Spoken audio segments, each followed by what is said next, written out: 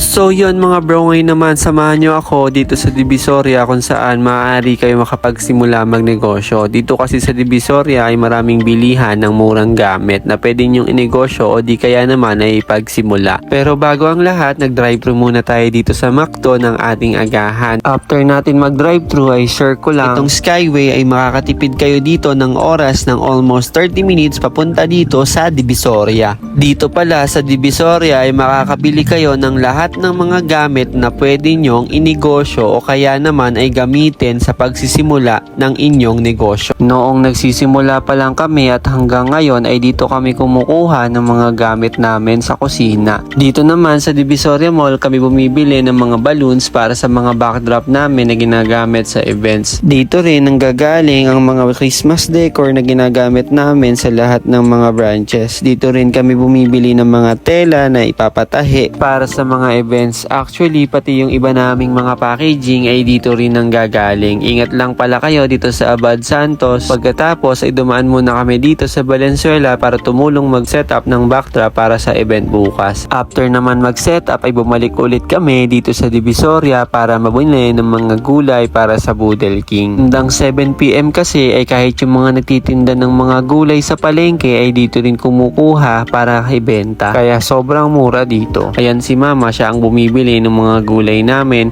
Medyo galit na yan, late kasi kami dahil kay Mochi. After namin maikarga lahat ng pinamili ay tingnan nyo kung paano ko ginagawang pick up yung abansa namin. Syempre ako na rin yung magbababa ng mga pinamili dahil ganito talaga ang pagsisimula ng negosyo. Ikaw muna talaga sa una. At kapag medyo lumaki na ang iyong negosyo ay maaari ka nang makapag-hire ng tao para sa mga ganitong gawain. After pala namin magbaba ng mga pinamiling gulay ay dumiretso naman kami dito sa Parañaque para bisitahin ang isa pa naming business. Dito naman ay masarap naman dito tumambay at magpahinga. Pero sa susunod ko na lamang ito sa inyo ikikwento. Kaya hanggang dito na lang. Salamat!